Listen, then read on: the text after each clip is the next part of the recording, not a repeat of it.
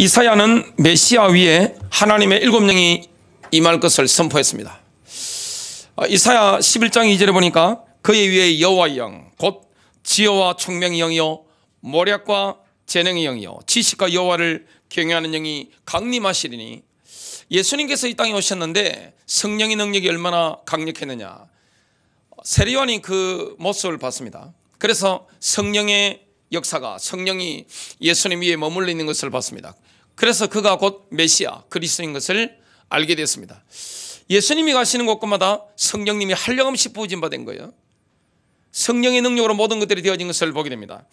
요한복음 3장 34절, 하나님이 보내신 이는 하나님의 말씀을 하나니 이는 하나님이 성령을 한량없이 주심이더라. 물부터 씹은 거예요. 마치 주님이 가시는 곳곳마다 성령이 폭포가 임하는 것처럼, 나이아가라 폭포처럼 갖다 부어버린 겁니다. 그러니까 얼마나 강력한 역사가 일어났는지 모릅니다.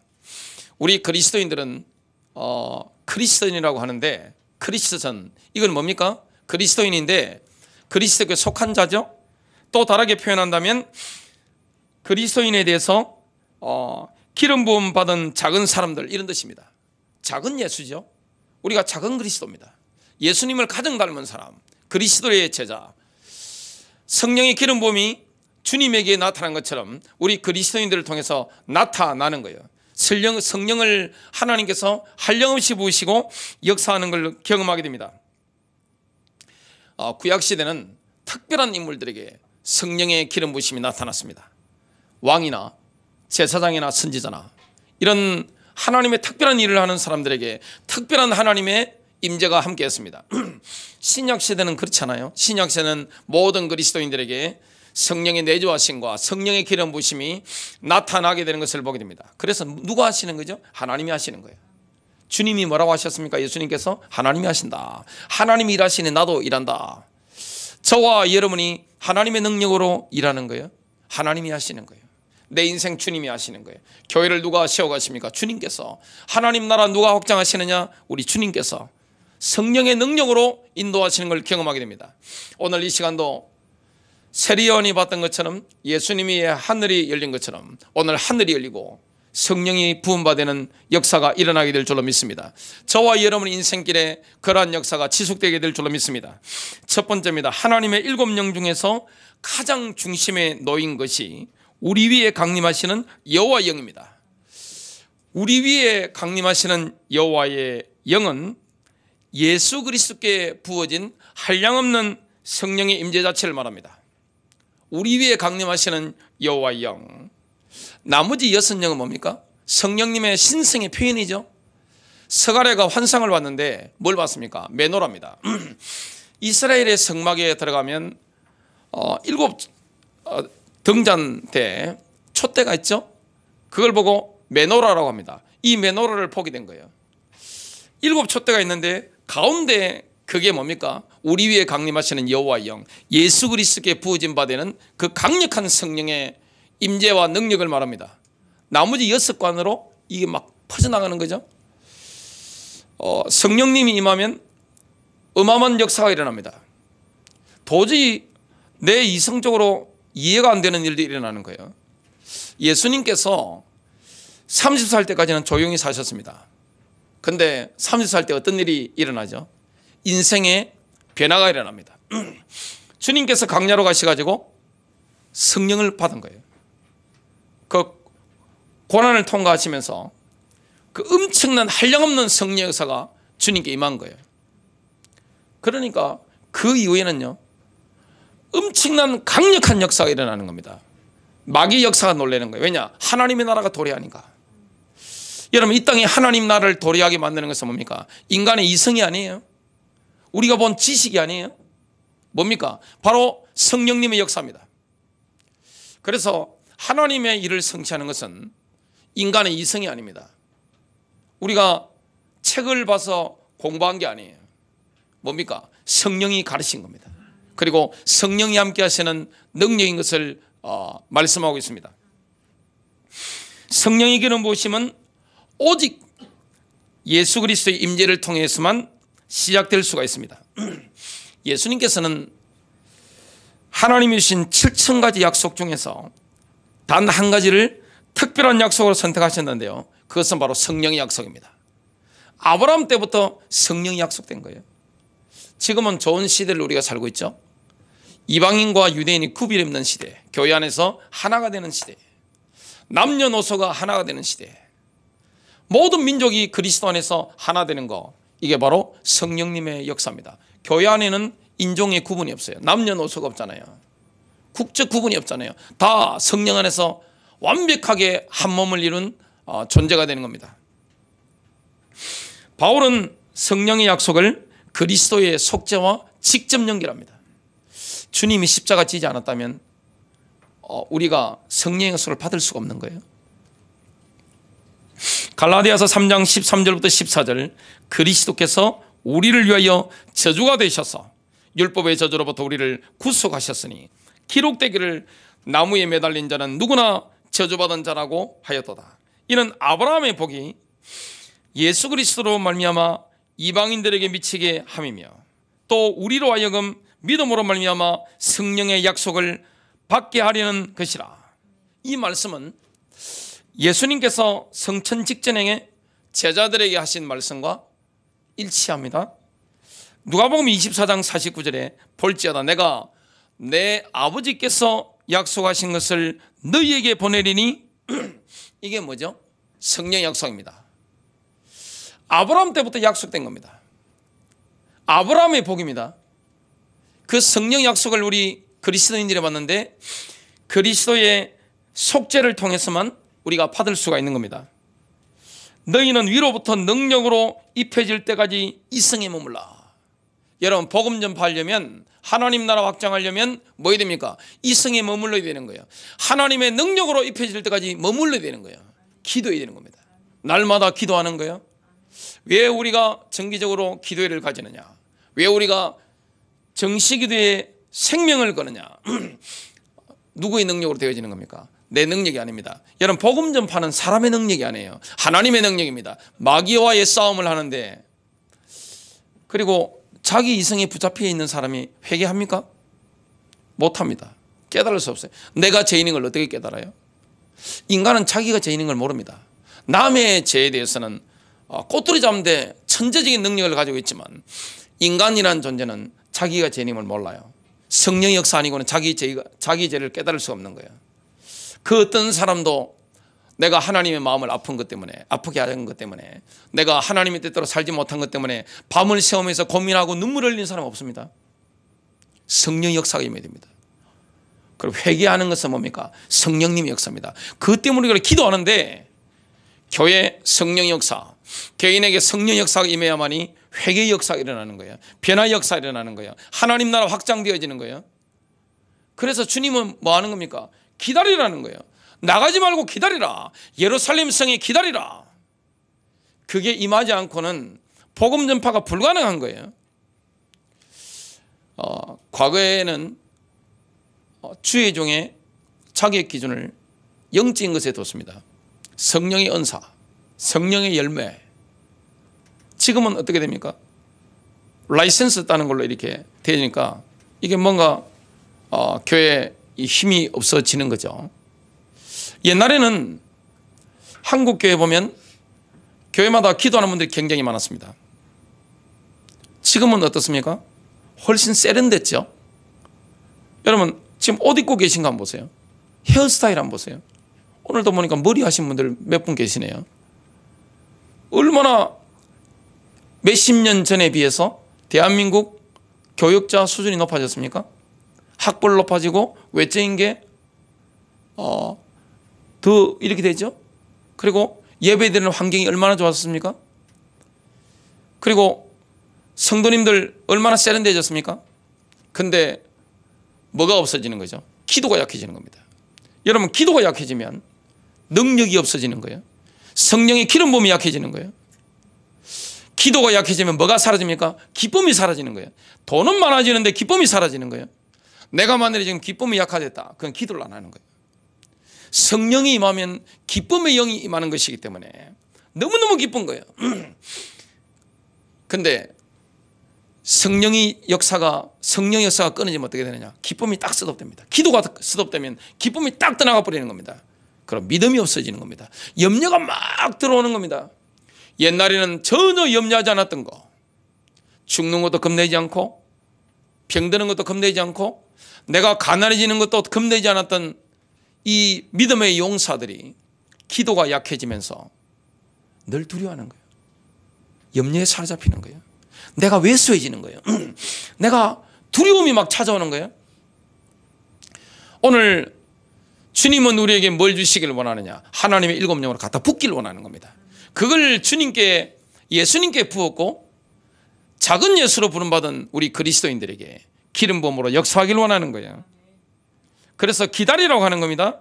예수님께서는 아브라함에게 시에게 약속된 성령의 약속을 갑자기 사시기 위해서 십자가에서 피를 흘리셨습니다. 히브리서 9장 11절 12절.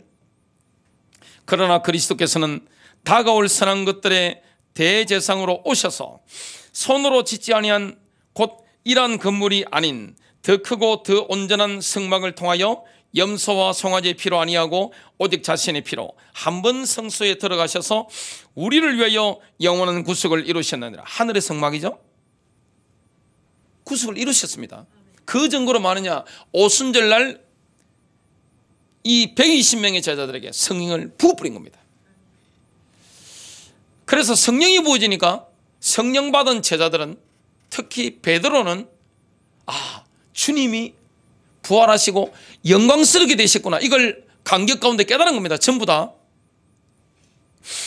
사도행전 2장 33절. 하나님이 오른손으로 예수를 높이시며 그가 약속하신 성령을 아버지께 받아서 너희가 보고 듣는 이것을 부어주셨느니라. 왜냐?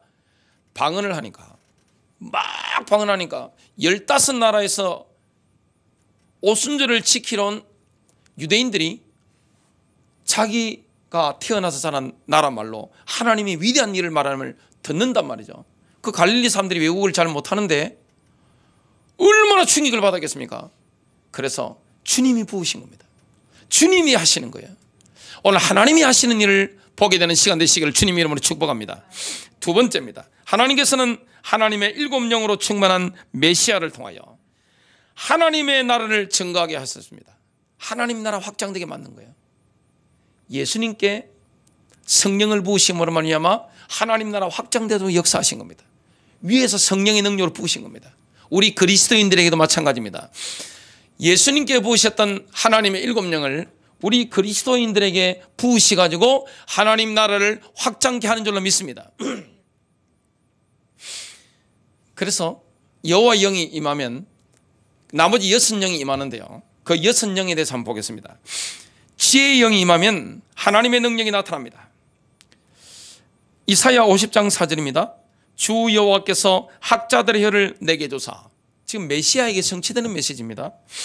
나로 공고한 자를 말로 어떻게 도와줄 줄을 알게 하시고 아침마다 깨우치시되 나의 길을 깨우치사 학자들 같이 알아듣게 하시도다. 예수님은 아침 일찍 성령님으로 말미암아 깨우침을 받은 거예요. 하나님이 말씀하신 말을 받는 겁니다. 저와 여러분이 승리하려면 뭐 해야 됩니까? 아침마다 하나님이 내게 뭐라 말씀하시는가, 이걸 내가 귀를 기울여서 받는 거예요. 내 마음에 받는 거예요. 영으로 받는 거예요. 레마로 받는 거예요. 자, 그 말씀을 회당 가서 증거했는데 어떤 일이 일어났는지 한번 보겠습니다. 누가복음 4장 32절. 그들이 그 가르치심에 놀라니 이는 그 말씀이 권위가 있음이라라. 예수님의 말씀에 얼마나 성령의 능력이 함께했던지 원수들이 듣고 깜짝 놀라버립니다. 와, 듣도 보도 못한 이 성령의 능력의 메시지가 회당에 선포되는 거예요. 모세의 성막은 지혜의 영을 받은 사람들에 의해서 만들어졌습니다. 너무나 정교하고 오묘하게 만들어졌기 때문에 그게 되어진 거예요. 출애굽기 35장 31절과 34절 35절입니다. 하나님의 영을 그에게 충만하게 하여 버살 일이죠.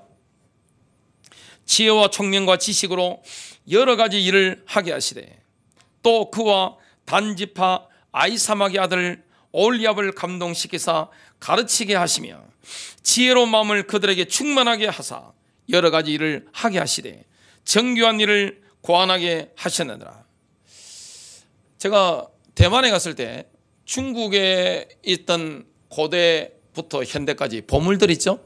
그걸 장개석 총통이 모택동에 피해가지고 대만으로 건너올 때 가져온 걸 박물관에 다 갖다 놨더라고요. 야, 그거 보면서 그 중에 그림 하나가 있는데 그 그림 하나 본 인서울대학의 어떤 교수님이 이런 고백을 했습니다. 내 평생에 이 그림만 본 것만 해도 나는 족하다, 그런 이야기를 했습니다. 저는 그런 감흥이 안 오더라고요. 보니까 뭐 그림은 그림이고 한데 여러분, 세계 최고의 모든 것들은 뭡니까? 전부 종교와 관계되어 있습니다. 인류 최고의 작품들이 어디서 나왔습니까? 성막입니다. 그리고 예루살렘 성전이에요.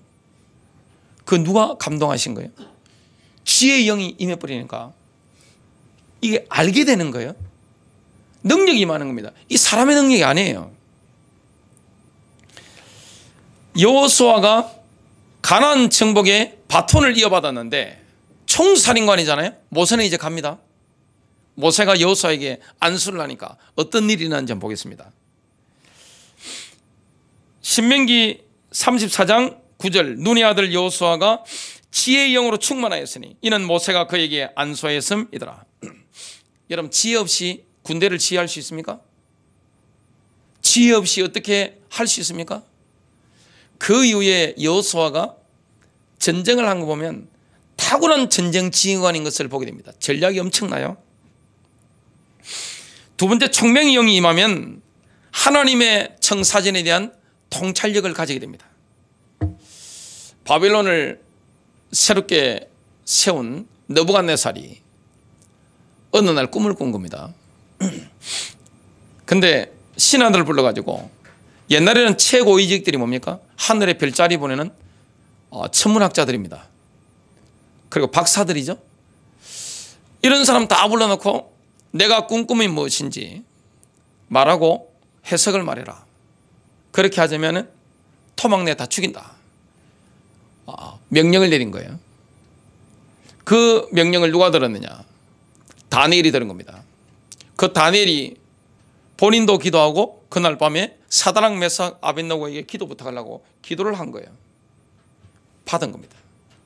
하나님이 어떻게 하시는지, 이런 총명의 영이 임하게 된 거예요. 그러니까 시대가 어떻게 흘러갈 것인지, 역사가 어떻게 흘러갈 것인지, 왕조가 어떻게 바뀔 것인지 주님의 재림 때까지요 훤히 깨뜨려 본 겁니다. 그게 다 이사야라든지 다니엘이라든지 에스겔, 사도 요한, 모든 하나님의 사람들, 바울 같은 사람들이 성경에 기록해 놨잖아요. 그래서 성경은 예언의 책입니다. 어떻게 하나님이 하실지 역사에 대한, 시대에 대한 통찰력이 딱 생겨버린 겁니다. 다니엘서 2장 20절부터 22절 다니엘이 응답하여 이르되 영원 무궁토록 하나님의 이름을 찬송할지니 지혜와 능력이 그분께 속하였도다. 그분께서는 때와 시기를 바꾸시며 왕들을 피하시고 왕들을 세우시며 지혜로운 자에게 지혜를 주시고 명철을 아는 자들에게 지식을 주시는도다. 그분께서는 깊고 은밀한 것들을 계시하시고 어둠 속에 있는 것을 아시며 또 빛이 그분과 함께 거하는도다. 느부갓네살이요, 지금의 대통령이나 각 나라의 주석이나 총리들보다 지적 수준이나 영적 수준이나 이 퀄리티가 제가 볼 때는 한 10배, 100배 정도 될 겁니다.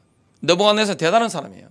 근데 어찌나 다니엘의 꿈 해석을 듣고 깜짝 놀랐는지, 본인이 말도 안 해주는데 다니엘이 자기 어떤 꿈을 꿨는지 파노라마처럼 정확하게 이야기하는 겁니다. 얼마나 놀랐던지 충격받아가지고 다니엘 앞에 뭡니까? 엎드려가지고 다니엘 앞에 경배하는 장면이 나옵니다.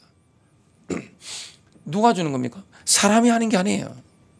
여러분, 복음 전파, 하나님 나라 확장, 하나님이 나를 부르신 그 자리에서 나의 부르심에 성공하는 것, 이건 누구의 능력입니까? 성령님의 역사입니다. 인간의 능력이 아니에요. 내 한계가 아니에요. 내 한계를 뛰어넘는 위에서부터 뭡니까? 부풀인 겁니다. 내가 말하는데 내 말이 아니에요. 와, 저는 설교하다 보면요, 내가 이렇게까지 지혜로울 수 있을까 싶을 때가 있습니다. 그 뭐죠? 제 머리에서 나온 게 아니에요. 주시는 거예요. 하나님이 주시는 거예요.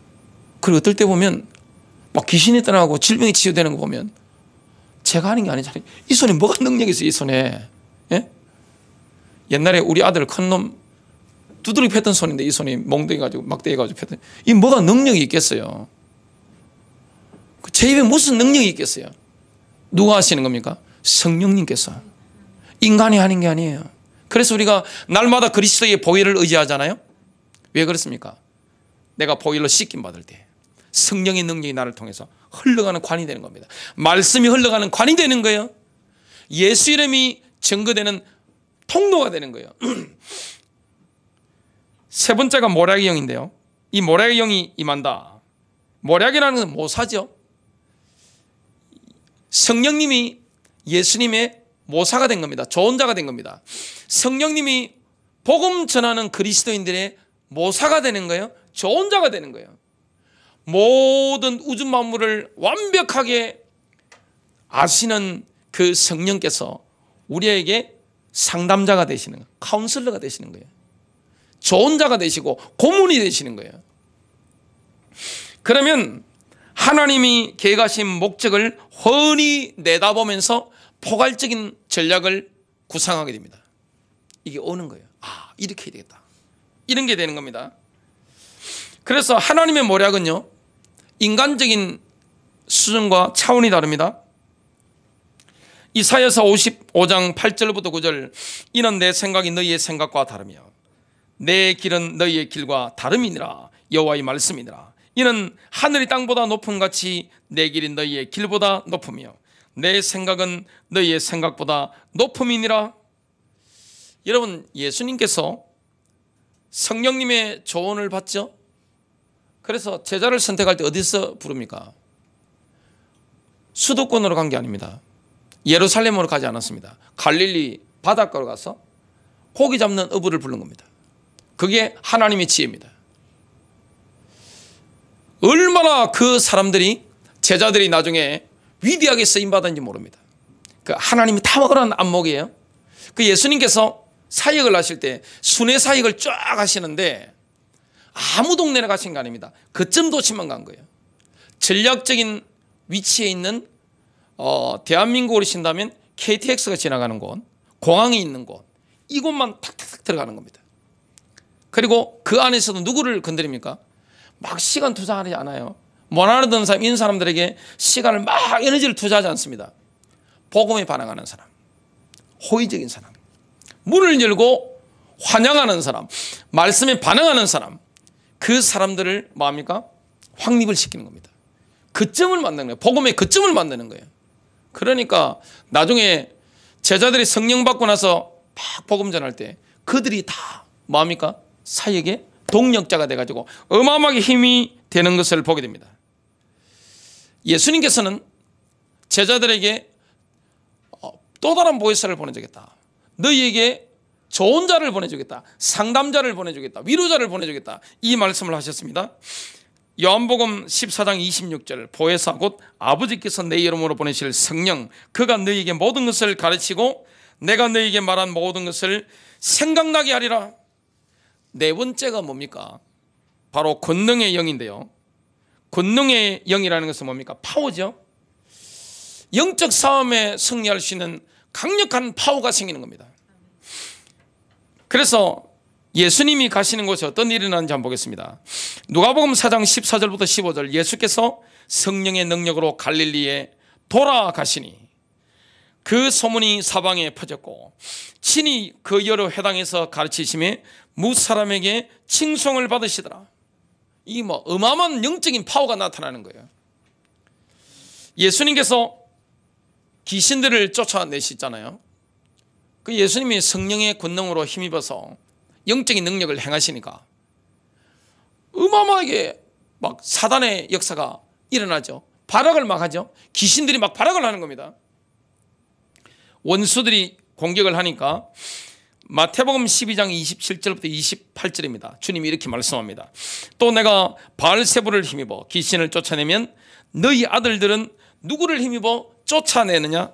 그러나 내가 하나님의 성령을 힘입어 귀신을 쫓아내는 것이면 하나님의 나라가 이미 너희에게 임하였느니라. 하나님의 나라가 임하였다. 이 말은 뭡니까? 귀신이 떠나가는 겁니다. 하나님 나라 임하는 곳에 귀신이 떠나가는 겁니다. 질병이 떠나가는 겁니다. 병마의 세력이 막 떠나가는 거예요. 예수님께서는 성령의 능력을 힘입어서 눈먼 자를 눈을 열었습니다. 포로된 자를 치유하시고 눌린 자를 완벽하게 치유하신 것을 보게 됩니다. 누가복음 4장 18절부터 19절입니다. 주의 성령이 내게 임하셨으니 이는 가난한 자에게 복음을 전하게 하시려고 내게 기름을 부으시고 나를 보내사 포로된 자에게 자유를, 눈먼 자에게 다시 보게 함을 전파하며 눌린 자를 자유롭게 하고 주의 은혜의 해를 전파하게 하려 하심이라. 이런 권능이 나타나는 겁니다. 이 누구의 능력이죠? 성령의 능력입니다. 이 시대에 가장 필요한 게 뭡니까? 바로 성령의 능력입니다. 그래서 우리가 기도해야 될 줄로 믿습니다.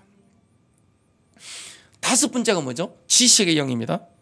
이 지식이라는 것은 히브리어로 다트입니다. 다트.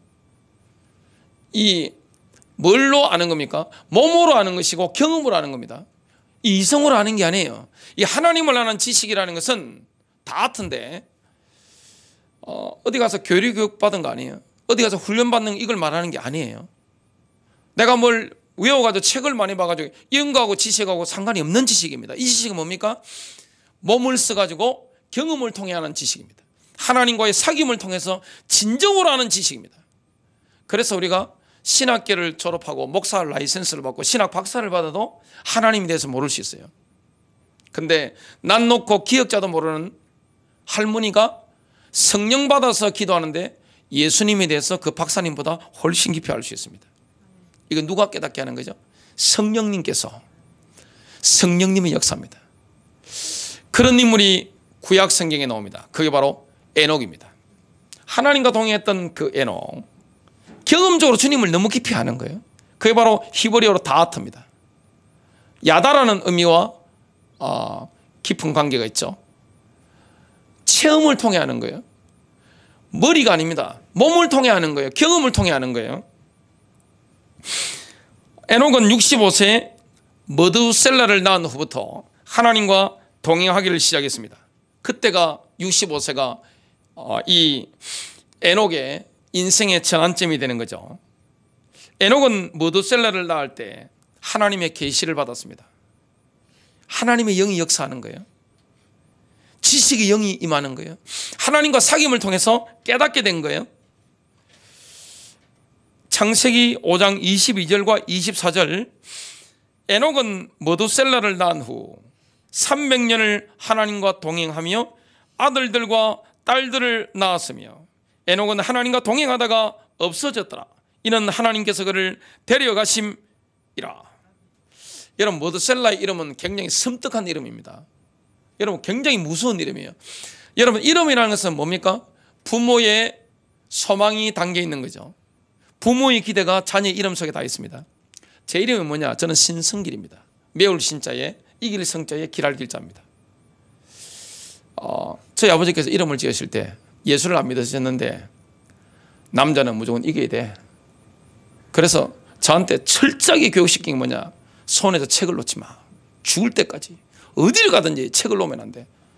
지금 제가 나이가 50인데 아버지 돌아가신 지가 오래됐습니다만 손에 책을 놓아본 적이 없어요. 저는 해수욕장 가도 책 들고 가고 목욕탕 가도 책 들고 갑니다. 산에, 저 높은 산에 가더라도 제 가방에는 항상 책이 달려 있어요. 그리고 교육시킨 게 뭐냐? 머리만 가지고 왔는데 주먹이야. 모든 게 주먹이야. 몇 놈 정도는 때려 눕힐 수 있도록 이것도 무기거든? 이렇게 치면 되는 거야. 이것도 되는 거고 해서 완전 무도인으로 저를 만들었습니다. 지금도 그래서 운동을 하루라도 안 하면 뭔가 돌아가신 아버지한테 뭔가 죄를 지은 듯한 느낌, 그게 드는 거예요. 그래서 제 이름을 성자, 이길 성자, 길할 길자 하는데, 그런데 이기는데 말이야, 나쁘게 이기면 안 돼. 좋게 여기야 돼. 길하게. 그래서 그것도 신자까지 붙어내고 확실하게 그냥 뭐냐 이기긴 이기는데 확실하게 좋게 이기버리라 가지고 이름을 그리 지은 겁니다. 여러분 에녹이 모두셀라를 낳으면서 이름을 지었는데 굉장히 섬뜩해요. 이름이. 그가 죽으면 세상의 끝이 온다. 여러분 모두셀라가 죽는 날 세상이 끝나는 날입니다. 끝이 오는 날입니다. 한 시대가 끝나는 거예요. 모두셀라는 지구상에 가장 오래 살았죠. 969살. 모두셀라가 죽는 그 해에 뭐가 터졌죠? 노아 홍수가 터졌습니다. 이걸 어떻게 알죠? 하나님이 깨닫게 한 겁니다. 하나님의 뜻을. 그래서 하나님의 뜻에 대한 깊은 이해가 언제 옵니까? 성령 받을 때 오는 겁니다. 이건 이성으로 되는 게 아니에요. 공부해서 되는 게 아니에요. 이게 아무리 노래가 안 돼도 됩니까? 제가 책 읽는 거 보니까 지금 한 2만 권 정도 될 거예요. 좀 두꺼운 책들입니다. 근데 그 책 가지고 몰라요? 뭘 봐야 됩니까? 이 말씀과 함께 뭐 하는 겁니까? 기도입니다. 이 기도를 통해서 하나님이 깨닫게 하는 겁니다. 참 우리가 이성으로 안 된다는 걸 깨닫게 됩니다. 여러분 하나님을 아는 지식은요 이성으로 안 돼요. 교리 공부로 안 돼요. 책으로 안 돼요. 토론 가지고 될 수가 없는 겁니다. 위에서 임해버리 됩니다. 하나님이 그렇게 역사하시는 겁니다. 여섯 번째가 뭐냐? 여호와를 경외하는 영입니다. 여러분 하나님의 영광을 경험하면 저절로 하나님을 경외하는 인물이 됩니다. 예수님이 하나님을 경외하셨잖아요. 한 분이시지만 사랑하셨지만 우리가 하나님을 사랑하면서 합니까? 경외하잖아요. 두려워하잖아요. 긍정적인 두려움을 가지게 되는 겁니다. 그래서 성령 받은 모든 하나님의 사람들은 하나님을 두려워하게 되는 거예요. 하나님 앞에서 코람데오라는 단어를 쓰죠. 사도 요한은 계시록 1장 17절 18절 밤모섬에서 주님을 만납니다. 내가 그를 보자 죽은 것처럼 그의 발 앞에 엎드러지니 그가 내게 오른손을 얹고 나에게 말씀하시니라. 두려워 말라. 여러분 왜 두려워 말라고 하셨을까요? 초림 오셨을 때 그 예수님과 사도 요한이 예수님께 막 기대고 이렇게 했던 그 예수님 모습까지 모습이 달라요. 재림주로 오실 그 주님을 직접 만난 거예요. 심판주로 오실 그 주님 만난 거예요. 두려워 말라. 나는 처음과 마지막이요 나는 살아있는 자며 죽은 자였으나 보라 영원 무궁토록 살아있노라. 아멘. 또한 내가 지옥과 사망의 열쇠를 가졌노라. 마지막 세 번째입니다. 큰 세 번째입니다. 우리의 삶의 중심에 그리스도라는 기름관이 놓일 때 강물처럼 충만한 성령의 기름 부으심의 역사가 일어납니다. 이 메도라가 관이 7개예요. 중간에 기름관, 중심관이 있죠. 양쪽으로 6개가 있습니다. 3개씩 6개가 있습니다. 우리 삶의 중심에 그리스도라는 이 기름관이 쫙 놓이면 어떻게 됩니까? 그리스도를 통해서 성령의 기름 부으심이 내게 확 임하는 거예요. 욥이 그랬습니다. 욥은 바위가 기름 시내를 쏟아내는 것과 같은 성령의 충만한 임재를 경험했습니다. 이게 우리 인생에 나타나는 거예요. 욥기 29장 3절과 6절 욥이 과거를 회상하고 있습니다. 그때는 그의 등불이 내 머리에 빛이었고 내가 그의 빛을 힘입어 암흑에서도 걸어 다녔느니라. 여러분 어둠 속을 걸어 다닐 수 있는 비결이 뭐냐? 하나님의 빛의 도우심입니다. 이게 영의 역사예요. 젖으로 내 발자취를 씻으며 바위가 나를 위하여 기름 시내를 쏟아냈으며 성령의 역사를 미끄러질 정도로 막 기름 부음이 넘치는 겁니다. 이 욥이 경험한 겁니다. 이사야는요 성령의 기름 부으심을 받은 자를 통해서 하나님 나라 확장될 것을 선포합니다. 이사야 32장 16절 17절 그때의 정의가 광야에 거하며 공의가 아름다운 밭에 거하리니 공의 열매는 화평이요 공의의 결과는 영원한 평안과 안전이라. 우리가 이 성령의 기름 부으심을 날마다 경험하기 위해서는 뭐 해야 됩니까? 하나님의 영광을 갈망하는 목마름이 있어야 됩니다. 목이 말라야 돼요. 여러분 목말라야 됩니다. 날마다 목마름. 이 영적인 것은요 날로 새롭습니다. 세상은 진리잖아요. 이 영적인 것은 뭡니까? 점입 가경입니다. 경험할수록 더 새로운 거예요. 날마다 더 새로운 거예요. 얼마나 만족되는지 모릅니다. 다윗이 얼마나 이 하나님의 영광을 갈망했는지 한번 보겠습니다. 시편 63편 1절과 2절입니다. 하나님이여 주는 나의 하나님이시라. 내가 간절히 주를 찾되. 이 현장이 어디입니까? 광야입니다. 유대 광야. 물이 없어 마르고 황폐한 땅에서 내 영혼이 주를 갈망하며 내 육체가 주를 앙모하나이다. 내가 주의 권능과 영광을 보기 위하여 이와 같이 성소에서 주를 바라보았나이다. 결론 맺습니다. 정말 이 땅에 주님께 뭐가 임했습니까? 성령의 기름 부으심입니다. 그러면 이 땅에 복음 전파를 할 작은 예수로 쓰임받을 우리 그리스도인들에게 가장 필요한 게 뭡니까? 성령의 기름 부으심입니다. 교회에 가장 필요한 게 뭡니까? 바로 성령의 능력입니다. 성령의 불이 임하는 거예요. 성령의 능력이 임하는 거예요. 성령의 강물이 우리를 통해 막 흘러가는 겁니다. 우리가 하는 게 아닙니다. 나를 통해서 성령님이 하시는 겁니다. 주님이 하시는 겁니다. 승리하시길 바랍니다.